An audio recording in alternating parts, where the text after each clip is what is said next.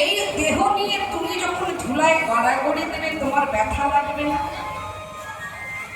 আপনারা আমরা ভগবানকে সবাই সেবা করি।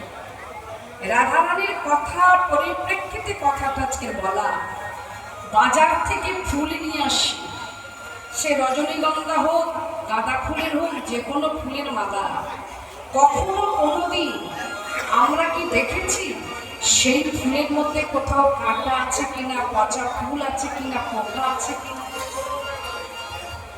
ভালো করে পরিষ্কার করে আমরা দেখি না। আনলাম, দেখলাম টাটকা ফুল, মালাটা নিয়ে আমরা গোবিন্দের কণ্ঠে পরিয়ে দিলাম। রাধারানী সেবা করেন। শুধু বললেই হবে না যে রাধা কৃষ্ণের, শুধু শুধু রাধা কৃষ্ণের হতে পারে, কতটা ভালোবাসলে তবে গোবিন্দকে পাওয়া যায়, তার কৃপা। রাধারানী ফুলের মালা গাঁথত কিভাবে জানেন? একটা একটা করে ফুল সখীরা এনে দিত, রাধারানী নয়নের পলকের উপর গুলিয়ে গুলিয়ে দেখত, যদি ফুলে ব্যথা লাগে সেই ফুলের মালা গাঁথেনি রাধারানী। বিনা সুতার মালা, যে ফুলের মধ্যে একটা কোথাও সুতো নেই, মালাটাকে রেখে দেওয়া এটা কি সম্ভব? বলেন একটা সুতো আছে, যে সুতোর নাম ছিল অনুরাগের সুতা। রাধারানী অনুরাগের সুতা চোখের জল দিয়ে নয়ন থেকে বাড়ি ঝরছে, আর হাগোবিন্দ হাগোবিন্দ বলে মালাটা গেঁথে গেঁথে যাচ্ছে। সেই মালা নিয়ে গোবিন্দের কণ্ঠে পরাতো রাধারানী। আজকের গোবিন্দের কথা শুনে রাধার মনে কষ্ট হয়ে, হে গোবিন্দ, যে সুকমল অঙ্গে আমি এতটুকু আঁচড়ের দাগ লাগাইনি, একটা ফুলের মালা পরাতে গেলে আমার হাত কাঁপতো, সেই দেহ নিয়ে তুমি নবদ্বীপে গড়াগড়ি দেবে, আমি কি করে সহ্য করব? মনে পড়ে আপনাদের, আমার জানা নাই, রাধারানী কথাগুলো বলছেন, বধূ চন্দ্রাবলীর কুঞ্জে তুমি গিয়েছিলে, চন্দ্রাবলীর সেবা জানে না, আমার কুঞ্জে আসবার কথা ছিল, তুমি এলে না, চন্দ্রাবলীর কুঞ্জে গেলে, আর চন্দ্রাবলী তোমার অঙ্গে আঁচড় দিয়ে সেবা দিয়েছিল, নখের দাগে দিয়ে। বুঝতে পারেনি, মনে হয় গোবিন্দকে আর পাবো না, এমন সেবা দিয়েছিল। সেই অবস্থায় ভোরবেলায় তুমি আমার কুঞ্জে আসতে, আমি তোমাকে তাড়িয়ে দিয়েছিলাম, চলে যাও বধূ। যে সেবা জানে না তুমি তার কুঞ্জে যাও, যে সেবা জানে তার কুঞ্জে তুমি আসো না। যে তোমাকে ব্যথা দিয়ে সেবা দেয় তার কুঞ্জে যাও কেন? বার করে দিচ্ছেন রাধারানী। সখীরা বলছেন, রাধে কাকে তাড়াচ্ছিস?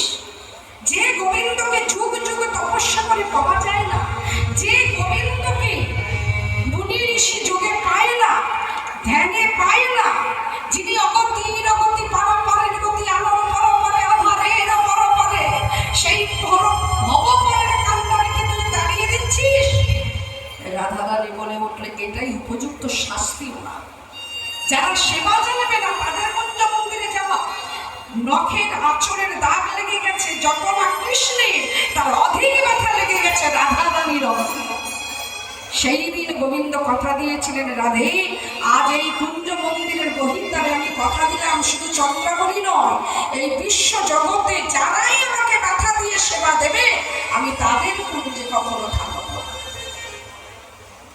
তাহলে বলবেন গোবিন্দ কি চলে যাবে, মূর্তির সঙ্গে চলে যাবে? না, তার মূর্তিটাই থাকবে, তার মধ্যে প্রাণ থাকবে না। তাহলে আমরা এমন ভাবে সেবা দেব না যে সেবায় ভগবানকে ব্যথা দেওয়া যায়।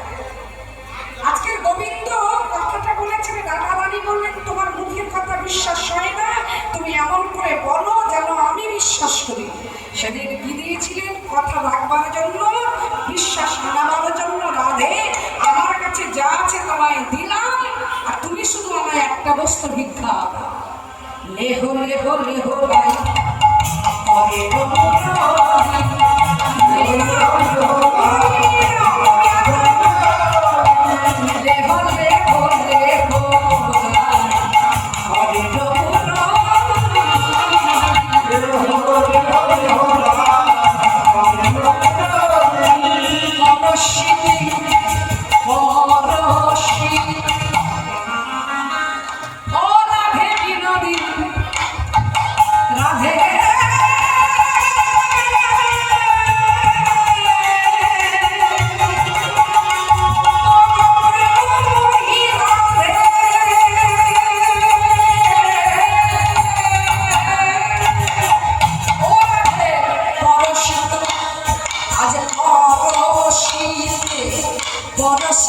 চাই তব চরণের ধুলি